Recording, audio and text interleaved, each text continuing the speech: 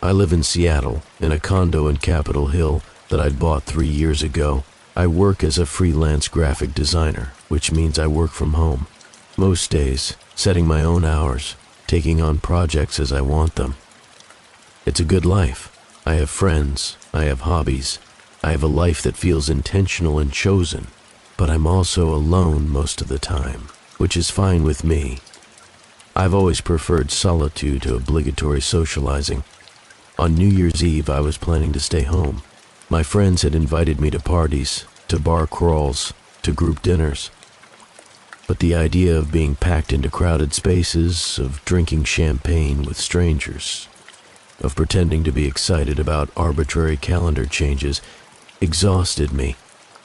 So I'd made plans to spend the evening at home, good wine, a movie, and I'd watch the countdown on television if I felt like it. At 11:47 p.m., my phone rang. The caller ID showed a number I didn't recognize. It was a Seattle area code, but no name attached. I almost didn't answer. I usually don't answer calls from unknown numbers. But there was something about that moment, standing alone in my apartment 13 minutes before midnight, that made me curious. Maybe it was the timing. Maybe it was the way the phone was buzzing insistently in my hand. I answered. "Hi, is this Victoria?" A man's voice, calm, friendly, like he was calling an old friend. "Yes, who is this?"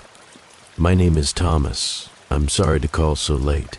I got your number from a mutual friend, and I know it's strange to call, out of the blue, but I was hoping to catch you before midnight. I wanted to talk to someone tonight." "I'm sorry, who gave you my number?" "Oh, it's a bit complicated. We went to high school together, actually. You probably don't remember me. I was a few grades ahead of you. Thomas Mack Kinney?" I went through my mental catalog of high school acquaintances. Thomas Mack Kinney. The name meant nothing to me. "I don't think we know each other," I said. "No, you wouldn't remember me, but I remember you. I was in the same school. I see you on Instagram sometimes. You have a nice life." The casual nature of that statement, the implication that he'd been watching my Instagram, set off a small alarm in my head. But his voice was so friendly, so normal, and he'd said he went to high school with me. That was checkable. That was verifiable. "That's kind of weird that you looked me up," I said, keeping my tone light. "I know. I'm sorry. I've been thinking about reconnecting with people from high school, and your name came up, and I found you online. I know it's unconventional, but it's New Year's Eve, and I'm feeling reflective, and I wanted to reach out. I'm spending the night alone too, and I thought maybe we could ring in the new year together, on the phone. If that's not too weird." 13 minutes until midnight, a stranger who claimed to know me, a man who'd been looking at my social media, who'd tracked down my phone number. Every instinct I had was screaming at me to hang up. But another part of me, the part that's always been a little too sympathetic, a little too willing to give people the benefit of the doubt, was thinking, he's alone. He's trying to connect. He's being honest about the fact that this is unconventional. That's actually kind of vulnerable. I guess that would be okay, I heard myself say. "But just for the countdown, he agreed. "Thank you, this means a lot." We stayed on the phone. He told me about his life. He said he worked in software development, that he'd moved back to Seattle from Portland 6 months ago, that he'd been feeling disconnected and isolated. I told him about my work, my apartment, my freelance design business. The conversation was pleasant, normal, like talking to an acquaintance at a party. At 11:55 p.m., he said, "We should count down together.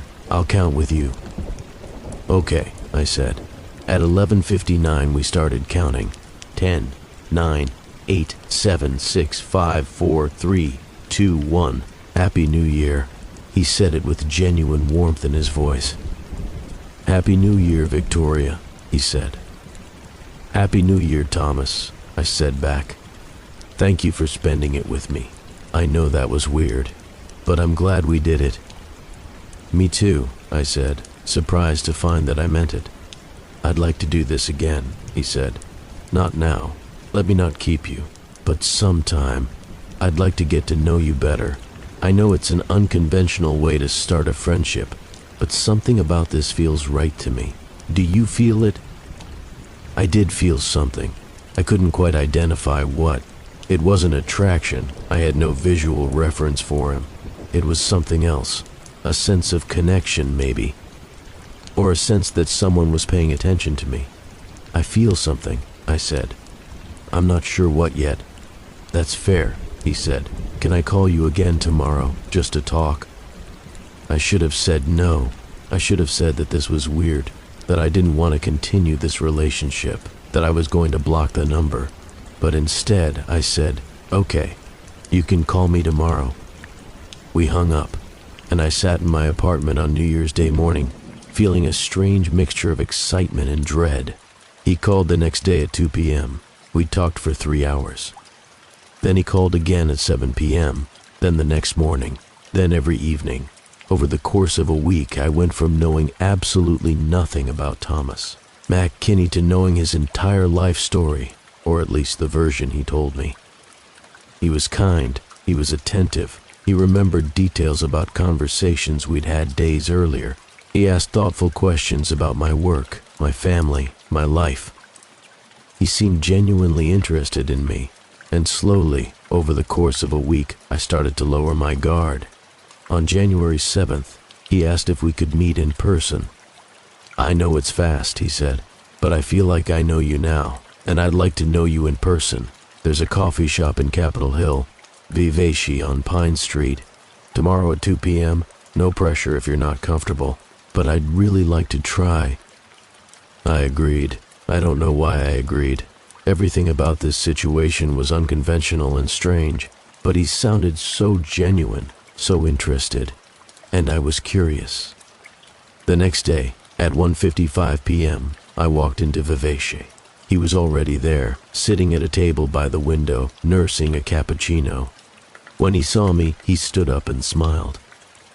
And my stomach dropped, because I recognized him, not from high school, from somewhere else, from a news report I'd seen years ago, from a missing persons case that had been on the local news. Thomas Mac Kinney was not a high school acquaintance. He was someone who'd been questioned in connection with the disappearance of a woman named Jennifer Walsh in 2019.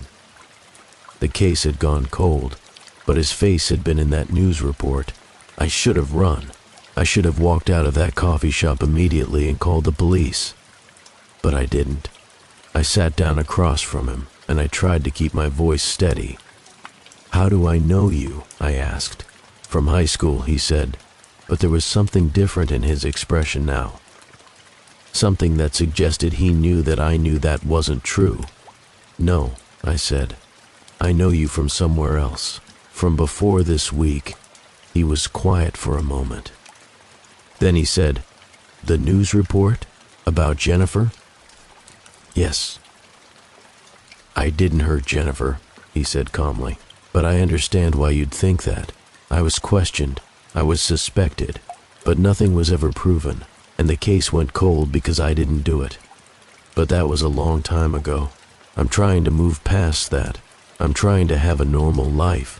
And then I saw you on Instagram and I became interested in you, and I thought, if I just introduced myself normally, you'd reject me because of that old case. So I created a story about high school instead." He said all of this while looking directly at me. He said it like it was a reasonable explanation, like fabricating a false identity and engineering a relationship over a week was a normal response to social stigma. "I need to go," I said, standing up. "Please," he said, "sit down. Give me 5 more minutes. I've told you the truth now. The story about high school was a lie, yes. But everything else I've told you about myself, about how I feel about you, about wanting to get to know you, all of that is true. I'm sorry I lied. But I'm not the monster you think I am." I should have left. Every part of my training in recognizing dangerous people was screaming at me to leave. But I sat back down. "Where's Jennifer?" I asked. "I don't know," he said. I knew her casually. We went out a few times. It didn't work out. And then she went missing. The police thought I had something to do with it. But I didn't. And I've spent the past 5 years trying to rebuild my life and stop being defined by that accusation. Why do you live in Seattle if this happened here? I left. I lived in Portland for 4 years. But my family is here. My mother was diagnosed with cancer. I came back to help her. That's when I created the job story. I didn't want people to know I was back.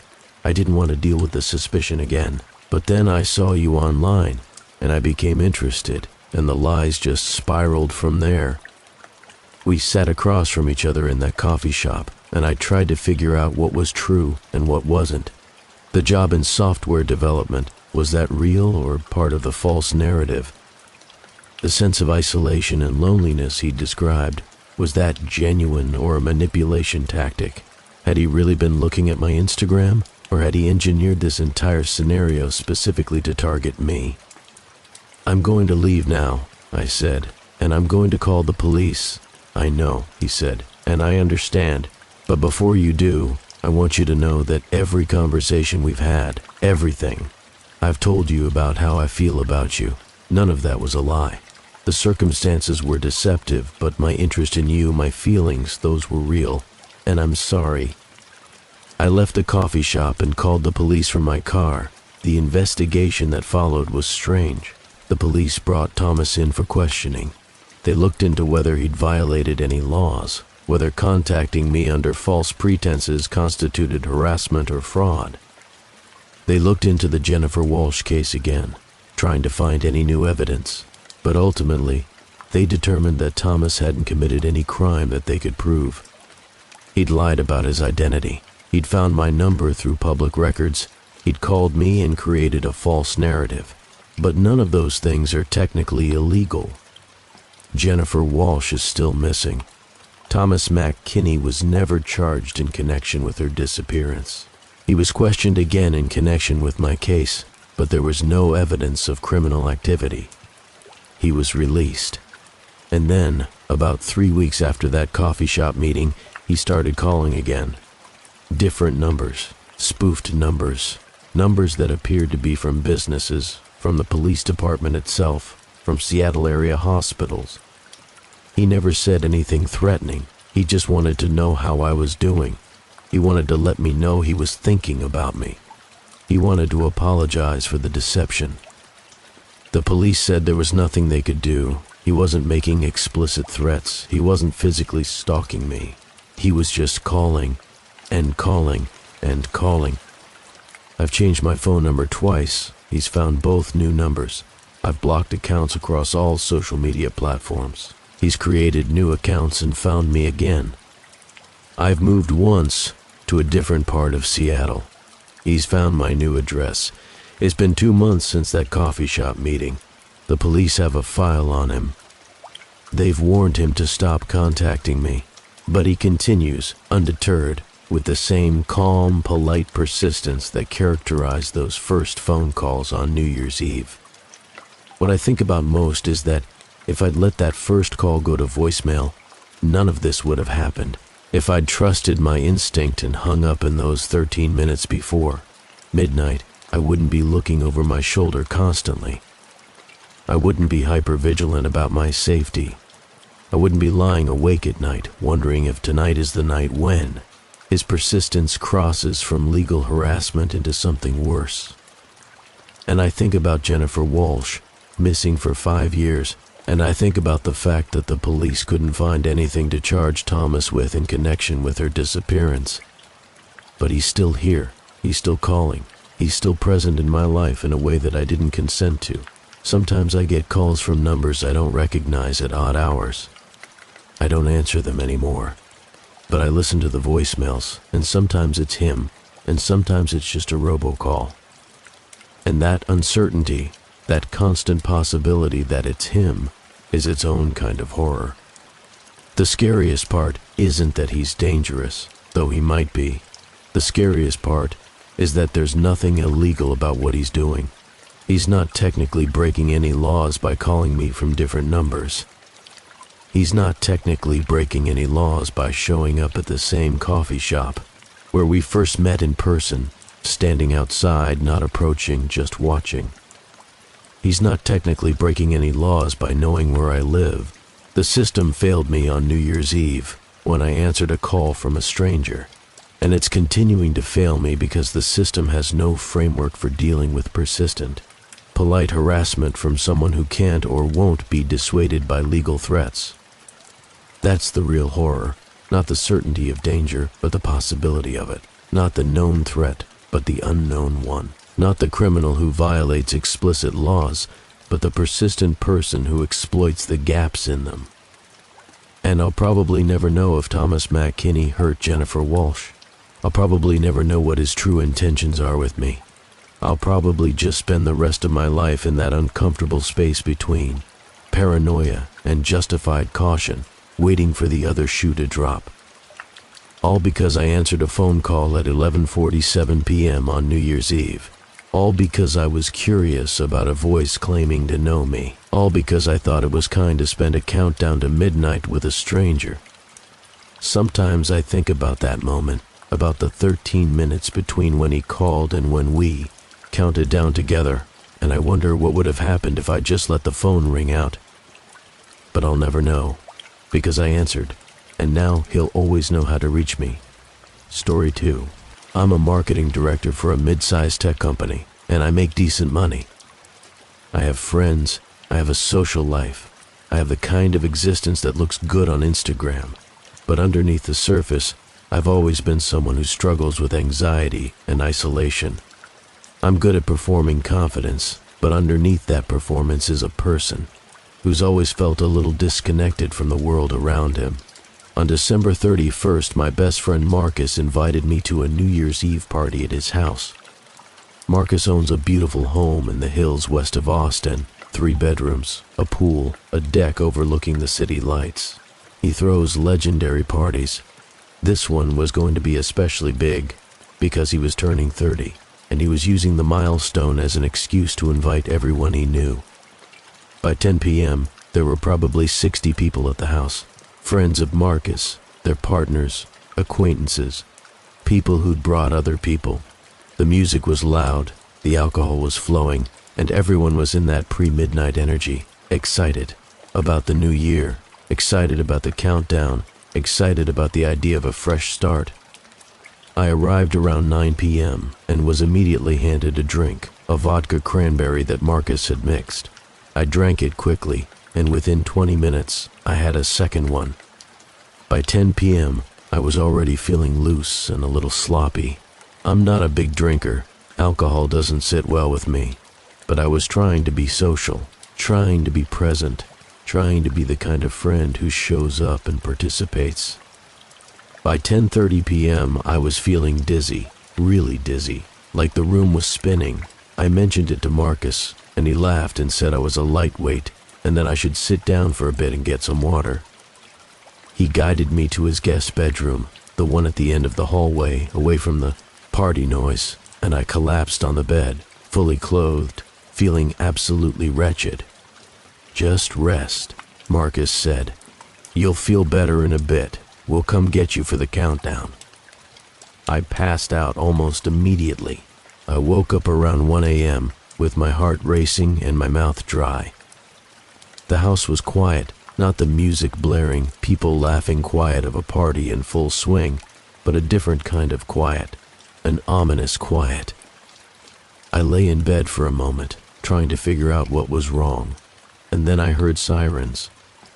I got out of bed and walked to the living room. The party was over, the music was off, the drinks were gone, but instead of people dancing, there were police officers. There were paramedics. There was crime scene tape being strung across the kitchen. A woman was on the floor in the living room, not moving. I knew her name was Sarah. She'd been Marcus's girlfriend until a few months ago. She was lying on the floor, and there was foam around her mouth. "Jesus Christ," I said, and one of the paramedics looked at me. "Sir, you need to step back. This is an active investigation." "What happened?" I asked. "Multiple individuals ingested a poisonous substance. We're treating it as a potential mass poisoning event. I need you to move away from the body and sit down over there. Multiple individuals, poisonous substance, mass poisoning. Over the next few hours, as the police questioned guests and collected evidence, I learned what had happened. Someone, nobody knew who, had put something toxic into the drinks. Not all the drinks, just some of them. Just enough to kill at least 3 people and send 2 others to the hospital with severe poisoning symptoms. The victims were Sarah Chen, Marcus's ex-girlfriend, David Rodriguez, a co-worker of Marcus's, Jennifer Park, another friend, and 2 others who survived, Tom Brennan and Kyle Washington. The police determined that the poison had been added to the punch bowls sometime around 10:30 p.m., right around the time I'd been guided to the guest bedroom. The poison was something called tetrodotoxin, the same poison found in pufferfish. It's extremely toxic, extremely lethal, and extremely difficult to obtain. Someone brought this poison here deliberately. One of the detectives, Detective Maria Flores, told Marcus, me, and a few other guests, someone who wanted to harm multiple people. This wasn't an accident. This wasn't a prank. This was a calculated act of violence. The investigation was swift and intensive. Police collected every drink, every bottle, every glass. They questioned every guest. They asked who had access to the kitchen, who had been near the punch bowl, who had a motive to harm any of the victims. But here's where it got strange. Nobody had a clear motive. The victims weren't connected in any obvious way. Sarah had no enemies. David was a nice guy who everyone liked. Jennifer was a social butterfly with no known conflicts. Tom and Kyle had no apparent connection to any of the victims, and the suspect had vanished. None of the 60 guests could identify anyone suspicious. Nobody saw anyone near the punch bowl with a syringe or a bottle of poison. It was like the poison had materialized in the drinks out of nowhere. 2 weeks into the investigation, Detective Flores pulled me aside at Marcus's house, where the police were still doing walkthrough with potential witnesses. Brandon, I need to ask you something, and I need you to think carefully before you answer. Who suggested you go to the guest bedroom? Marcus did. I told him I was feeling dizzy, and he said I should sit down and rest. He walked me to the bedroom.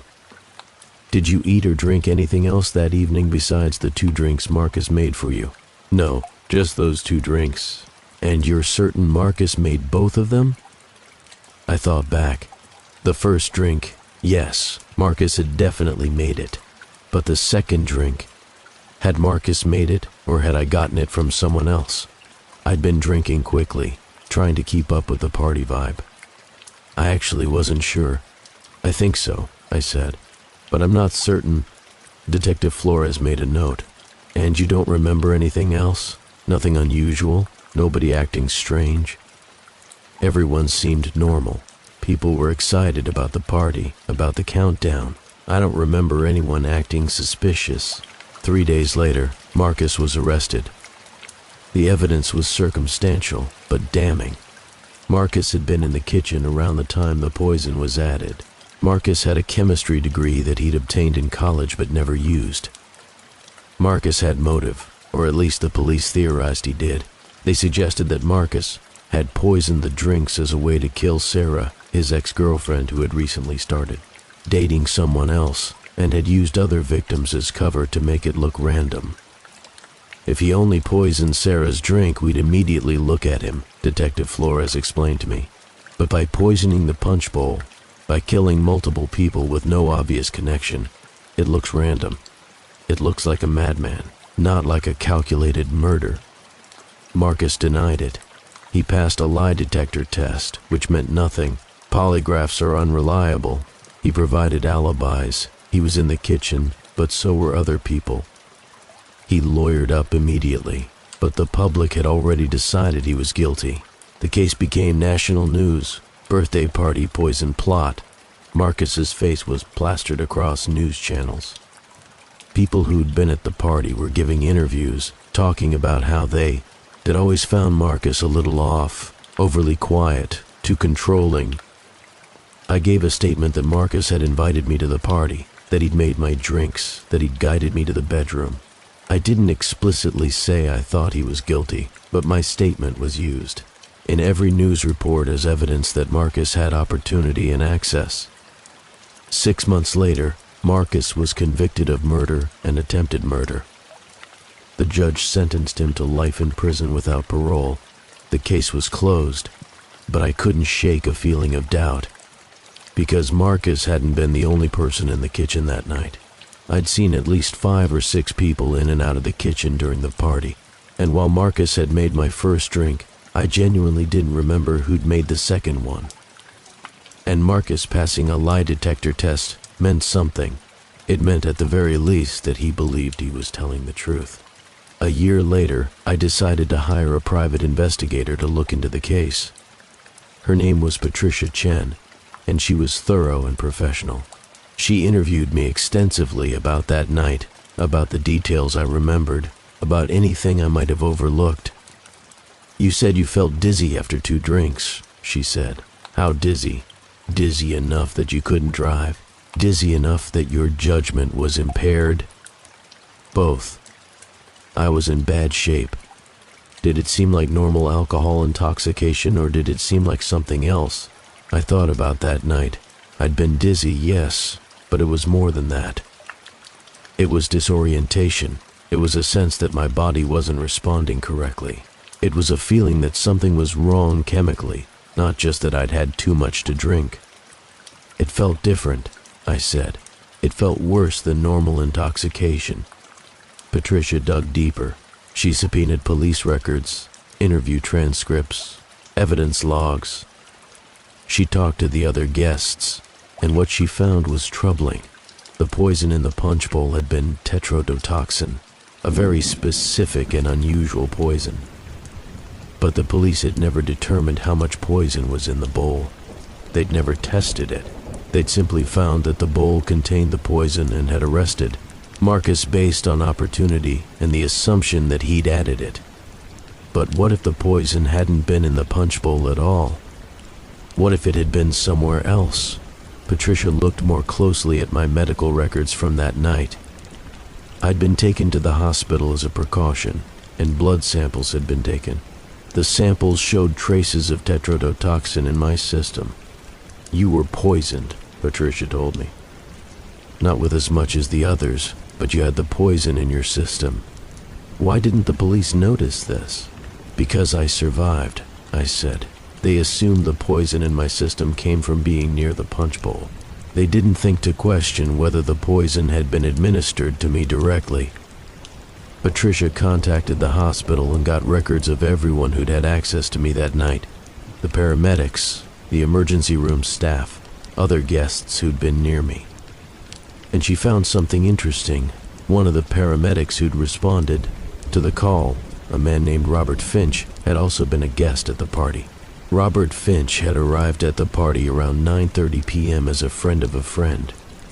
He'd been in and out of the kitchen, he'd been near the punch bowl, and after the poisonings were discovered, he'd been one of the paramedics who responded to the 911 call. Patricia tracked him down.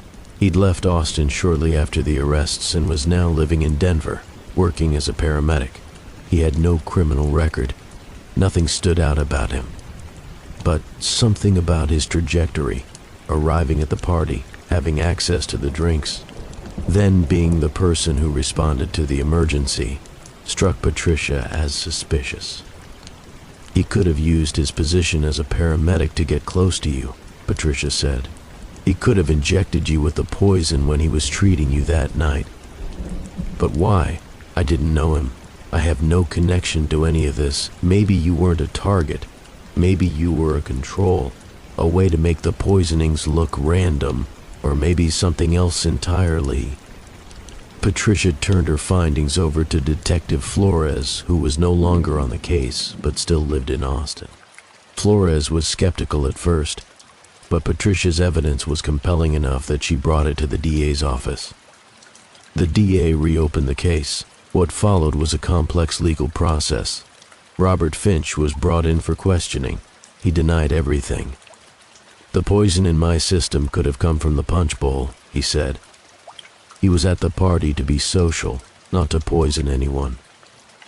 Being a paramedic at the scene was just coincidence, but the DA found enough reasonable doubt about Marcus's conviction to appeal. It took 2 years, but eventually Marcus was released pending a new trial. Robert Finch was arrested and charged with 5 counts of murder. However, and this is where the case becomes even more complicated, Robert Finch's trial revealed that the evidence was still largely circumstantial. Yes, he'd had access to the poison. He'd ordered it online through a chemistry supplier, claiming he was a researcher. Yes, he'd been at the party. Yes, he'd been a paramedic at the scene. But there was no direct evidence that he'd administered the poison. There were no witnesses. There were no surveillance camera recordings. The trial lasted 3 months. The jury deliberated for a week. In the end, it convicted him on 3 counts of murder and 2 counts of attempted murder. He was sentenced to life in prison.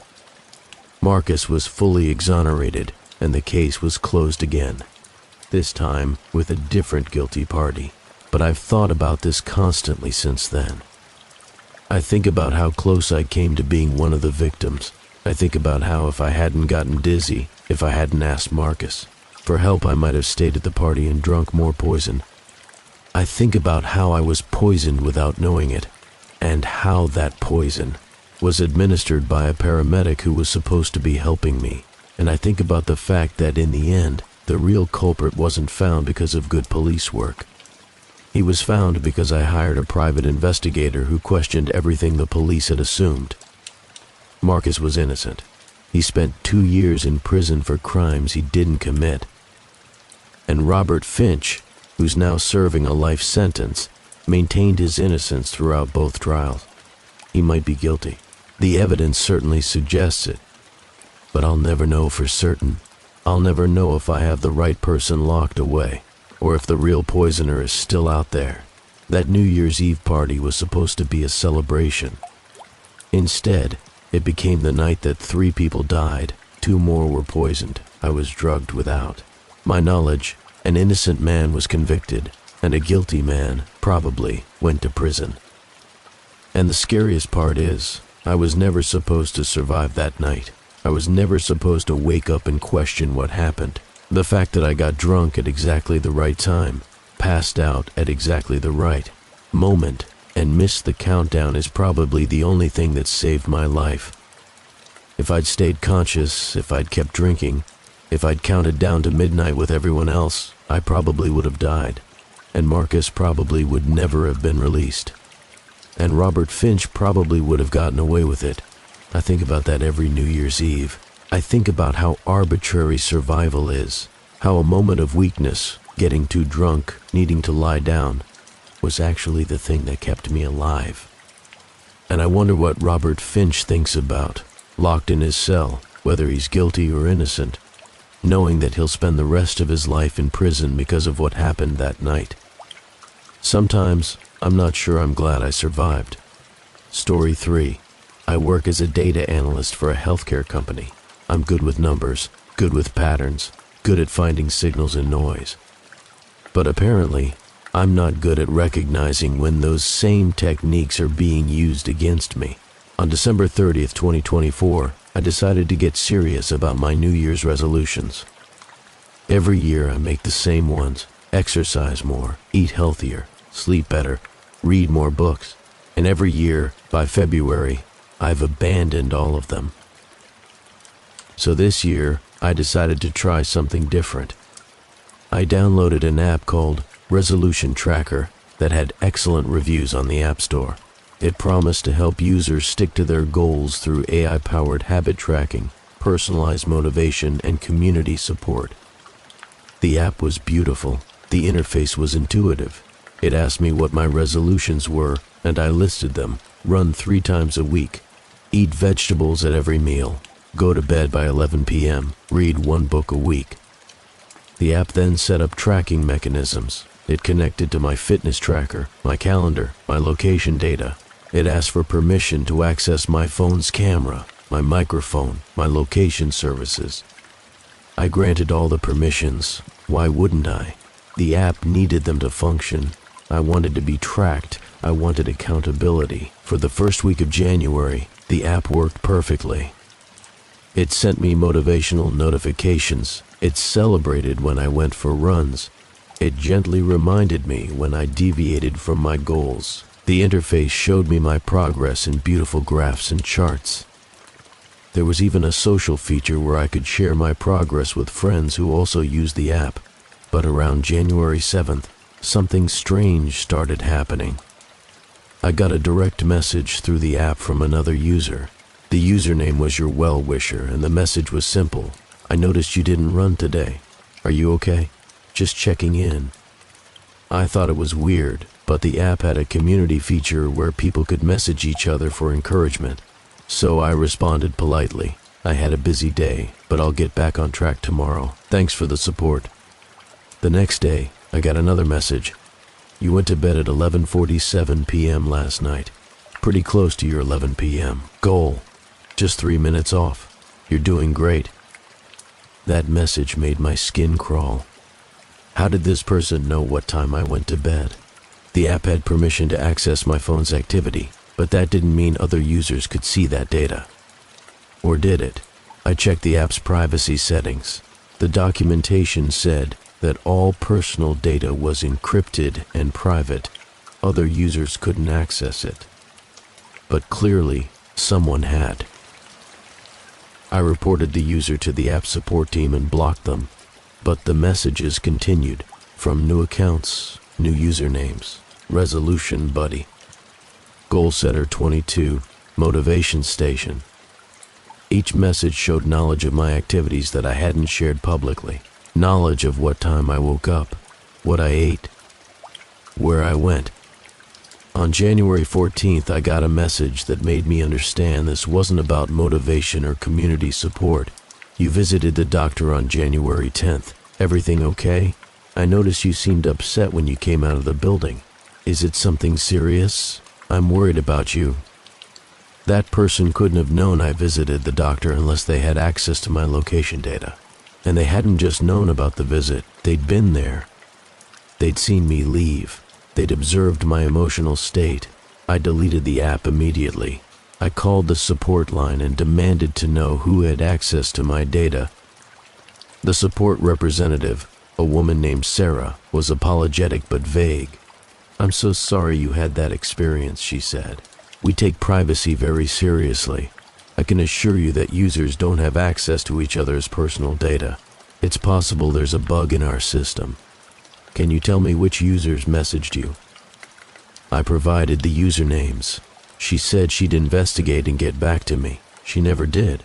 A week later, I decided to do some research into the app. I went to the App Store and read recent reviews. There were hundreds of complaints. Users reporting that other people knew their locations, their schedules, their personal information. Users reporting messages from strangers who seemed to know intimate details about their lives. Users reporting that they'd been stalked in real life by people who'd contacted them through the app. The app's rating had dropped from 4.8 stars to 2.1 stars in the past month. But it was still available for download. The developers, a company called Wellness Path Inc., hadn't responded to any of the complaints. I called the FBI's Internet Crime Complaint Center and filed a report. I called the FTC and reported the app. I contacted the Oregon Attorney General's office. Everyone I spoke to said the same thing. They were investigating. But these kinds of cases took time. In the meantime, the messages continued. Even though I deleted the app, someone still had my phone number. Someone still had my email. Someone still knew where I lived. I'd get texts from unknown numbers. Saw you at the grocery store today. You look pretty. The blue jacket suits you. I'd get emails. Your neighbor is cute. Are you interested in him? I could help you connect. I'd get voicemails, just wanted you to know I'm around. Not in a bad way, just present. Taking care of you. On January 30th, I came home from work to find something on my doorstep. It was a printed photograph. It was me, leaving my apartment building that morning. I was wearing the same blue jacket the text message had mentioned. The photo had been taken from across the street. It was clear and in focus, professional quality. That's when I called the police. Detective Michael Chen came to my apartment and took the photograph as evidence. He listened to the voicemails, read the text messages, reviewed the app's messages. His expression grew increasingly serious. "This is stalking," he said, "and it's coordinated. Whoever is doing this has your location at all times. They know your schedule. They know where you go, what you do. Have you noticed anyone following you? Anyone watching you?" "No," I said, "but I haven't been looking. Start looking. And don't go anywhere alone. Tell friends and family what's happening. Alert your workplace." He filed a police report and said detectives would investigate the app and try to identify who had access to my data. He suggested I change my phone number, which I did. But the messages continued from new numbers. The more I researched the app, the more the horror became clear. Wellness Path Inc. had been collecting data from its users for over 2 years. Not just resolution data, everything. Location, movements, sleep patterns, eating habits, menstrual cycles, if users logged them, medical visits, social interactions. The app had created comprehensive profiles of hundreds of thousands of users, and according to leaked documents that a cybersecurity researcher found, that data was being sold.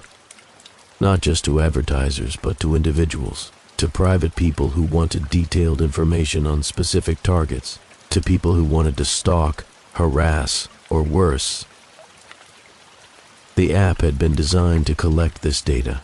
Every permission request, every notification, every feature was designed to gather more intimate information about users. And the community messaging feature wasn't a bug, it was a feature. It was designed to allow those who'd purchased access to specific users, data to contact them, to prove they had access, to initiate contact.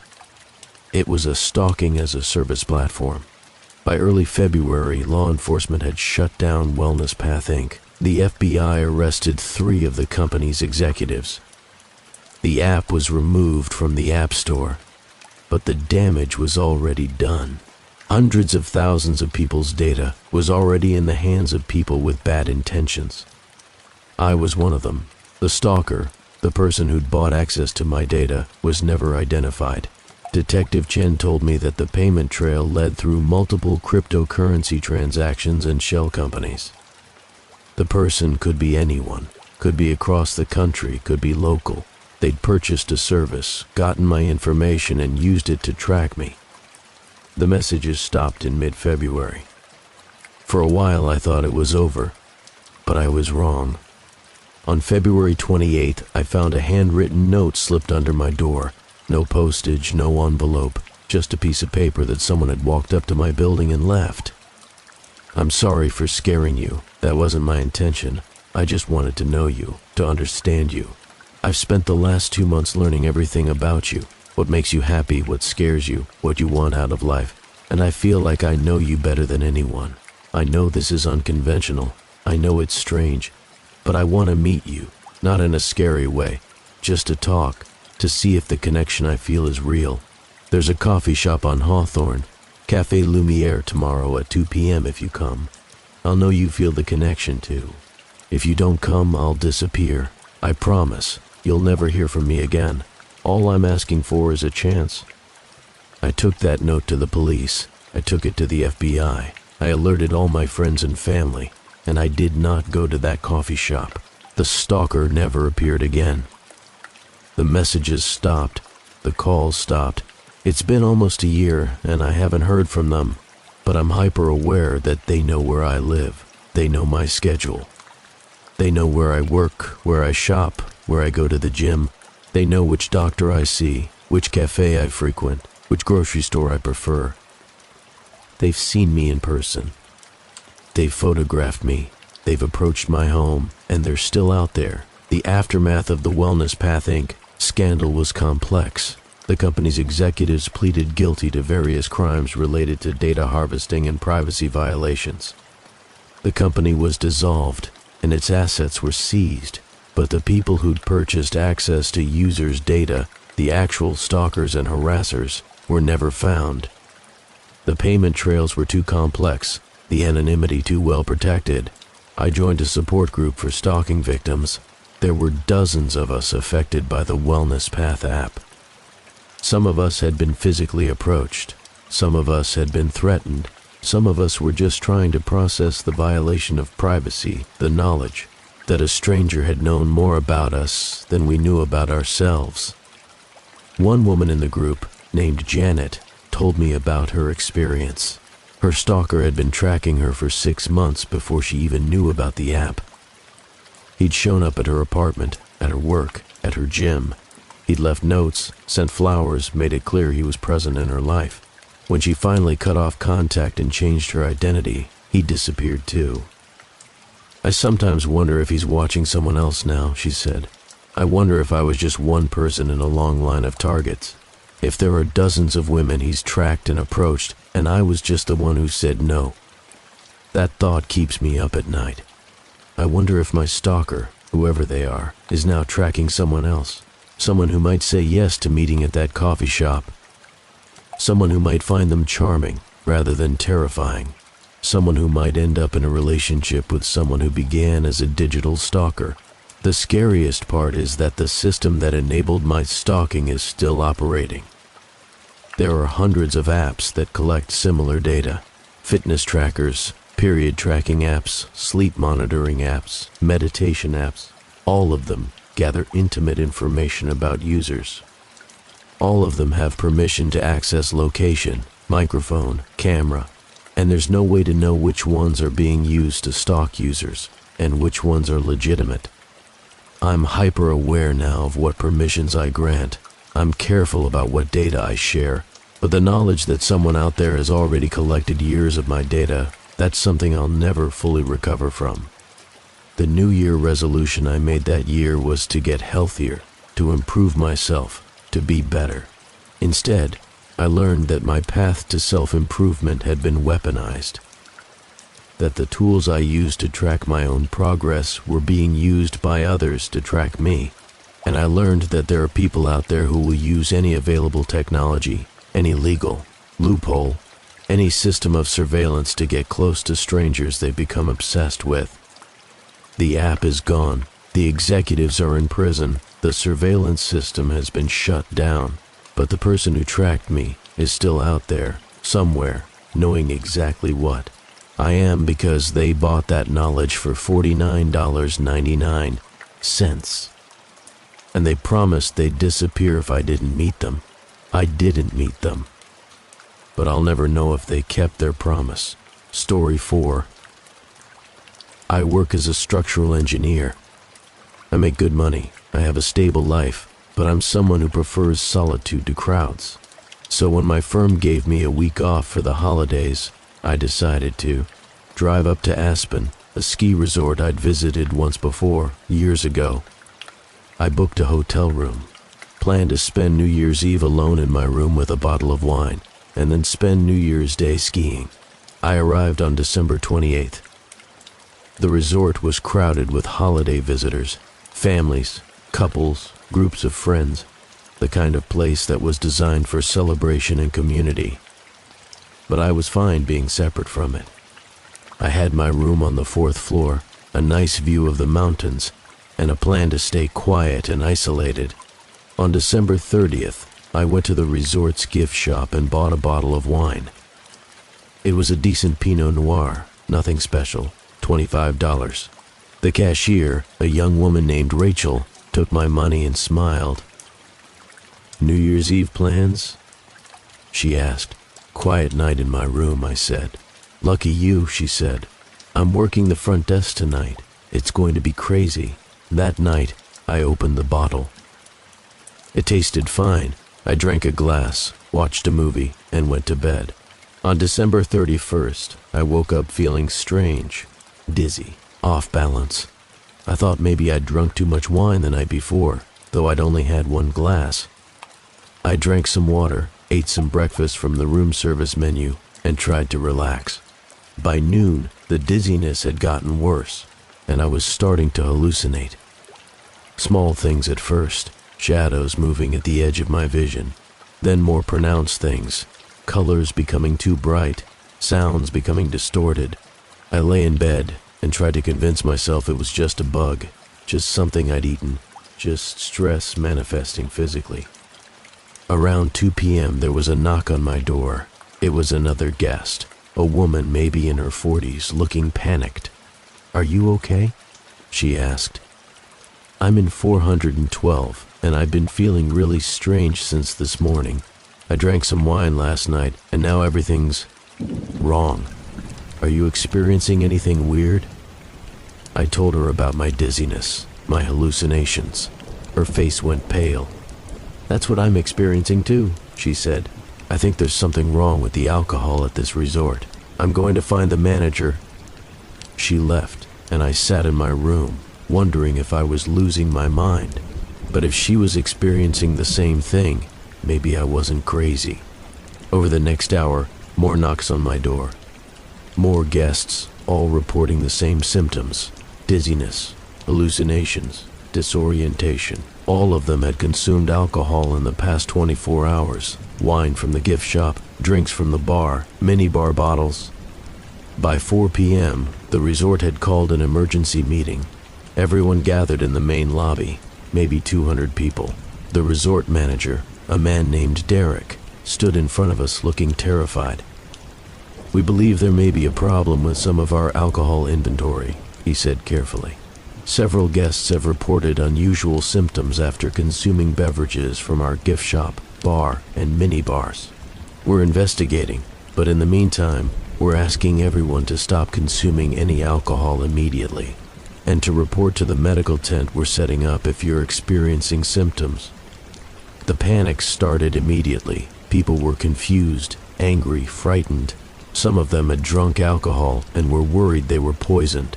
Some of them hadn't drunk anything and were terrified that somehow they'd be affected anyway. The resort was descending into chaos. Medical staff arrived, paramedics and nurses from the nearest hospital about 30 minutes away. They set up a triage area. They started testing people's vital signs, asking questions about what they'd consumed. The woman from 412, her name was Catherine, came and found me. "They're saying it's not just wine," she said. "It's all the alcohol. Someone contaminated all the alcohol in the resort." "With what?" I asked. "They don't know yet.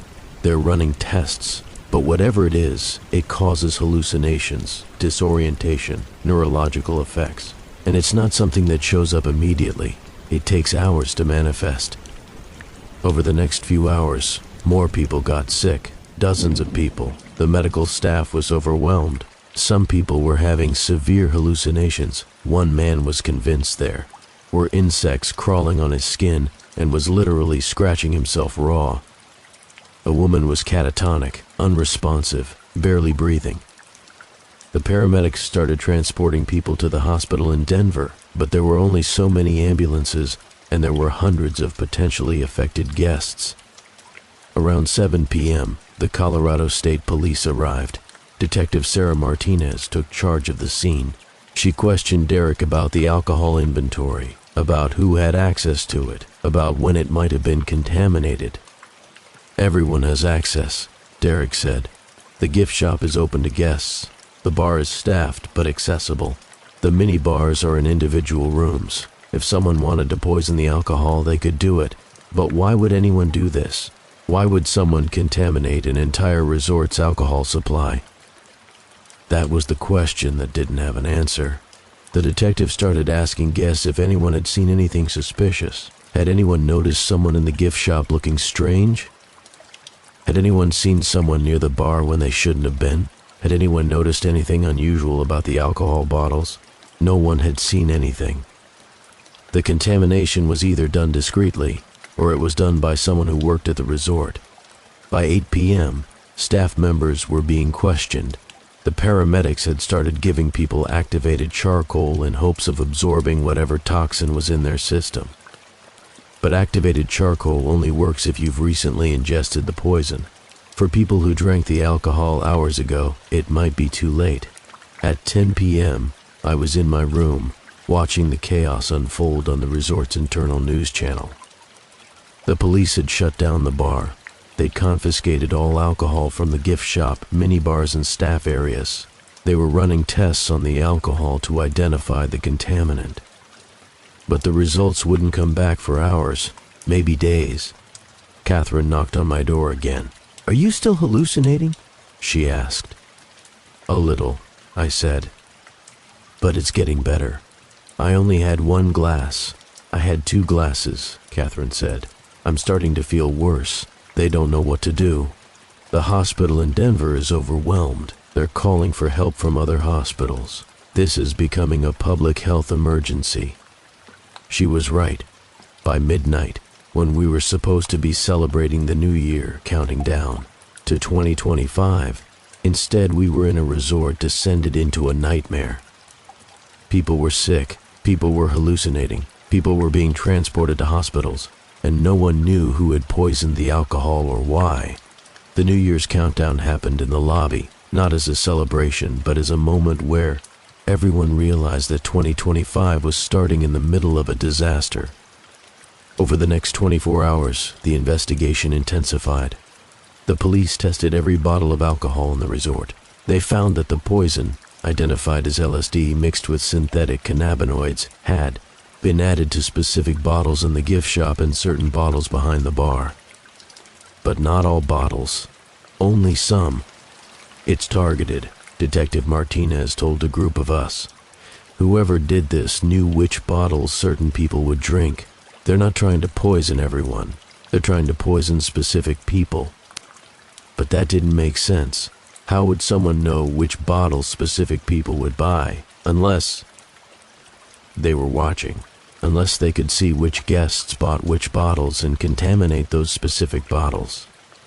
The investigation led nowhere. The paramedics who responded, all from the same hospital in Denver, were questioned. The staff members were questioned. The delivery drivers who'd brought the alcohol to the resort weeks earlier were questioned. No one had a clear motive. No one had obvious means. And the poison had been applied in a way that suggested knowledge of chemistry, but also suggested randomness, because the targeting didn't seem to follow any logical pattern. 3 days later, after 47 people had been hospitalized with hallucinations, neurological symptoms, and psychological effects from the contaminated alcohol, the resort shut down. The investigation remained open, but the trail had gone cold. No one was arrested. No one was charged. I left Colorado and drove back to Denver in a daze.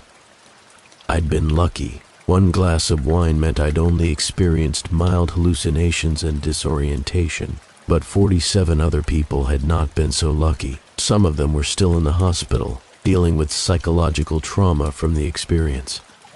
The worst part was knowing that whoever did this was still out there, and I had no way of knowing if I'd encountered them.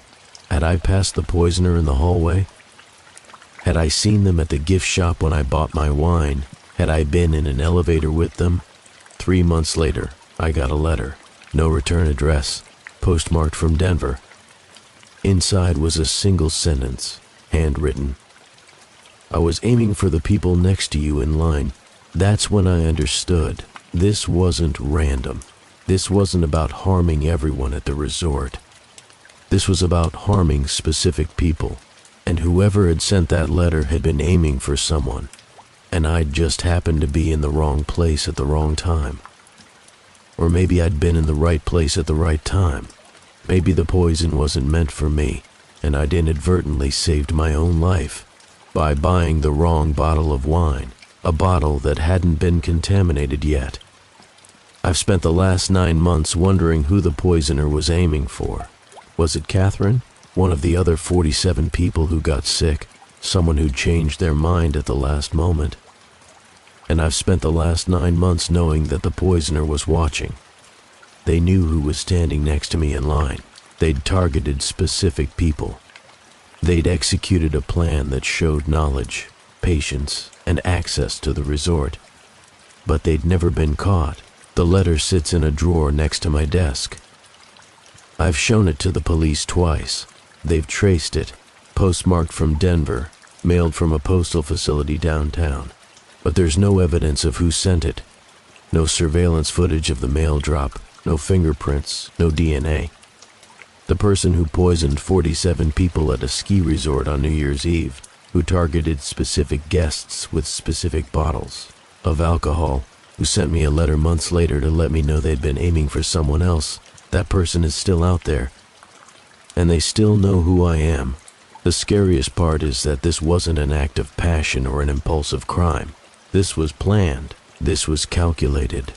This was someone who 1. Obtained LSD and synthetic cannabinoids. 2. Learned how to properly mix and apply them to alcohol. 3. Gained access to the resort's alcohol inventory. 4.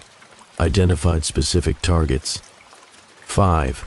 Contaminated specific bottles in a way that seemed random, but was actually targeted. 6. Left no evidence. 7. Disappeared without a trace. 8. Took the time months later to send me a letter. That level of planning suggests someone who's done this before, or someone who's planning to do it again. And the fact that they were aiming for the people standing next to me in line, that means they were in the gift shop. They were watching. They were selecting targets. I'll never know if they succeeded in poisoning who they intended to poison. I'll never know if the 47 people who got sick were the intended targets, or if the poisoner failed and had to settle for whoever drank the contaminated bottles. What I do know is this: on New Year's Eve 2024, someone poisoned a ski resort with surgical precision and malicious intent. They targeted specific people. They executed their plan flawlessly, and when law enforcement couldn't catch them, they sent me a message to remind me that they were still out there, still watching, still capable of doing it again, and still free.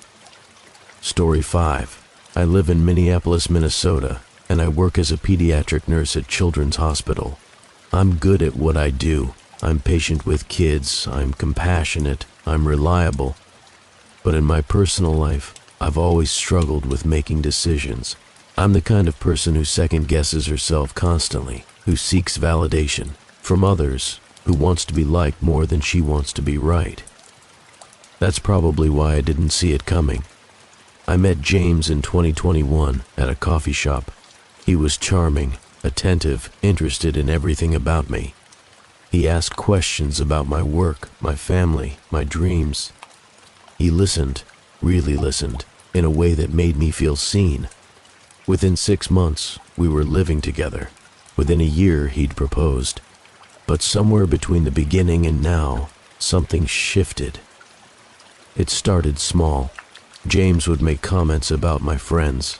"Jennifer seems like she's a bad influence," he'd say after I mentioned going out for drinks with a coworker. Or, "Your brother's always taking advantage of you. He's not a good person." These comments were delivered softly, with concern, like he was just looking out for me. I started seeing my friends less, not because James forbade it. He never forbade anything, but his disapproval was implicit, and I wanted to make him happy. I wanted to be the kind of person he seemed to want me to be. My family noticed. My mother asked why I wasn't coming to Sunday dinners anymore. I made excuses. Work was busy. James and I were spending time together. I was tired. The real reason was that James would become withdrawn and distant if I went to family events without him, and when I invited him, he would be quiet and moody the entire time, making it clear he didn't want to be there. So I stopped going. My friends noticed too. Jennifer, my closest friend since college, pulled me aside one day at the hospital and asked if everything was okay. "You've changed," she said. "You're not yourself. Are you happy?" I told her I was fine. I told her I was just in a serious relationship and adjusting to that. I didn't tell her that James had told me Jennifer was manipulative and that she was trying to come between us. By 2023, I had almost no social life outside of James. My evenings were spent at home with him. My weekends were structured around his preferences. My money, I made decent income as a nurse, was going into a joint account that James controlled. He said it was more efficient. He said it made sense for him to handle the finances since he was better at managing money. I didn't push back. I've never been good at pushing back. In early 2024, James proposed again. We'd technically been engaged since 2022, but he wanted to renew the proposal with a new ring. I said yes. We set a wedding date for summer 2025. Everything seemed to be moving forward, but by the end of 2024, I was deeply unhappy in a way I couldn't articulate. I was isolated. I barely saw my family. I hadn't seen Jennifer in months. My colleagues at work were friendly, but I kept them at a distance because James had made it clear that work friendships were distracting and inappropriate. My life had shrunk down to just James and me, and I was starting to see things I'd previously overlooked. James would check my phone, not aggressively. He just asked to see it and I'd hand it over. He said he wanted to make sure I wasn't being disrespected by anyone. When I'd get a text from my mother, he'd read it and sometimes respond for me. "Your mom's being needy," he'd say, and I'd let it go. He monitored my spending. I had access to money, but he questioned every purchase. "Why do you need new scrubs? You already have 5 pairs. That lunch with coworkers cost how much? That seems excessive." Over time, I started asking permission before spending money. He tracked my location. He said it was for safety, that he just wanted to know where I was. I'd find my friends enabled on my phone, and he checked it regularly. If I went somewhere unplanned, he'd ask about it, where I was, who I was with, how long I'd been there. Looking back, these are all textbook signs of control and abuse, but living through it, it didn't feel like abuse. It felt like concern. It felt like love, twisted into something unrecognizable but still presented as care. On December 28, 2024, my mother called. She wanted me to come to a family New Year's Eve dinner on the 31st. It would be the first time in over a year that she'd asked. I think she was reaching out because she was worried about me. I told her I'd ask James. When I mentioned it to him that evening, his reaction was immediate and sharp. "Absolutely not," he said. "Your family doesn't respect you. They don't respect us. We're staying home." But my mom specifically asked, "Your mom is manipulative. She's trying to pull you away from me. You need to set boundaries with her." I didn't argue. I called my mother back and made an excuse. Work conflict, a commitment I'd forgotten about. She didn't believe me. I could hear it in her voice, but she didn't push. On New Year's Eve, James and I stayed home. He'd made a nice dinner. We watched the countdown on television. At midnight, he kissed me and said, "I'm so glad it's just us. I don't need anyone else in my life, just you." And I realized, with a clarity that shocked me, that I didn't feel the same way. I felt trapped. After midnight, James went to bed. I sat on the couch in the dark thinking. I thought about the life I'd had before, the friendships, the family dinners, the independence. I thought about the person I used to be, and I realized that person was gone. I pulled out my phone and texted Jennifer, "I need to talk to you, urgently." Jennifer didn't respond until the morning of January 1st. "Come to my apartment. Now, don't tell James." I made an excuse to James. I needed to pick something up from the store. He believed me, or at least he didn't challenge it.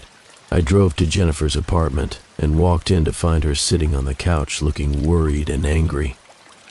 "What's going on?" she asked, and I broke down. I told her everything, the isolation, the control, the monitoring, the way my life had shrunk down to nothing but James. I told her about the joint account, the phone, checking, the location tracking. I told her that I'd realized on New Year's Eve that I was unhappy. Jennifer listened quietly, and then she said something that hit me like a physical blow. "Melissa, this is abuse. What you're describing is textbook emotional abuse and control. You need to leave him." I wanted to argue. I wanted to say that James loved me, that he was just protective, that I was overreacting. But hearing it said out loud, by someone outside the situation, made me see it clearly. "I can't," I said. "I don't have any money. I don't have anywhere to go. I don't have friends anymore. How am I supposed to leave?" "You call a domestic violence hotline," Jennifer said. "You reach out to your family. You let people help you." So I did. I called the National Domestic Violence Hotline from Jennifer's apartment. The counselor I spoke with was gentle and knowledgeable. She explained what I was experiencing. It was coercive control, financial abuse, social isolation, monitoring. She said these were all forms of domestic abuse. She explained that leaving an abusive relationship is dangerous, and she helped me create a safety plan. The safety plan involved telling my family, accessing resources, and, most importantly, leaving when it was safe to do so. I called my mother. I told her everything. She cried. She said she'd been worried about me for over a year, but she didn't know how to help. She said I could come home whenever I needed to. She said she loved me. That's when I realized the full extent of what James had done. He'd isolated me so completely that I'd forgotten I had a support system. My family would have helped me. My friends would have helped me. But James had made me believe they were the problem, not him. I went home to my apartment and told James that I was leaving him. His reaction was shocking. He didn't get angry. He got sad. He cried. He said, "I've done everything for you. I've given you everything. And you're leaving me for your family. They don't care about you like I do." Those words, "I've done everything for you," made me realize that his entire approach had been transactional. He'd given me things expecting obedience in return. He'd given me love expecting gratitude and compliance. And when I stopped complying, he made it seem like I was the ungrateful one. "I have to go," I said. "If you leave, you'll regret it," he said. "You'll come crawling back. You can't survive without me." I left anyway.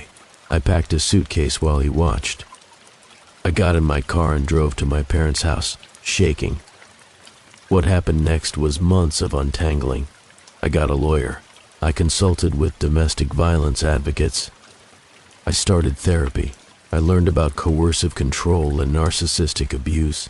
I learned that what I'd experienced had a name, and it wasn't my fault. James contested everything.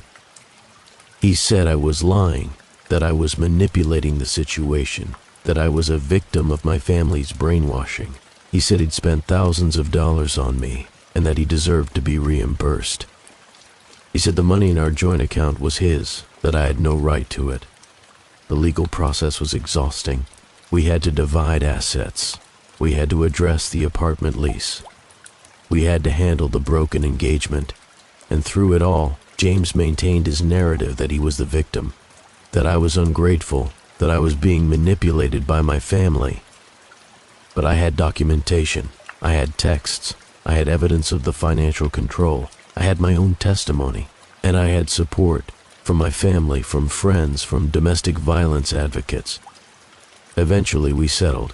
I walked away from most of the money in the joint account. I paid for my own apartment.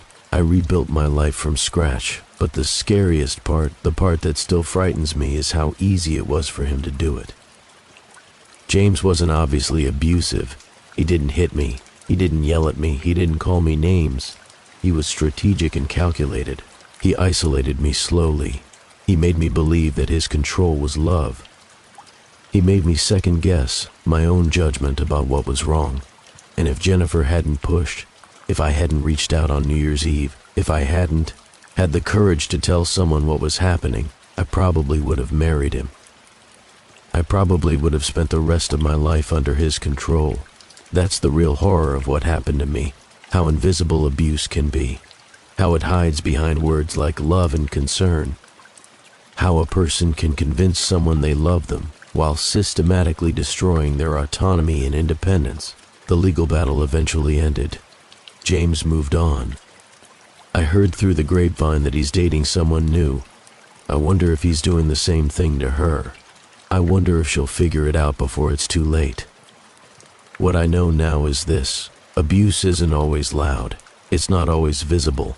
Sometimes it's quiet and methodical and presented as love, and sometimes the only way to recognize it is to have someone you trust tell you that something is wrong. I spent 3 years with James not realizing I was trapped. It took one conversation with Jennifer, one call to a hotline, one moment of clarity on New Year's Eve to change everything. And I'm grateful for that moment, grateful that I saw it when I did, because if I'd gone one more year, one more month, one more week, I'm not sure I would have had the strength to leave.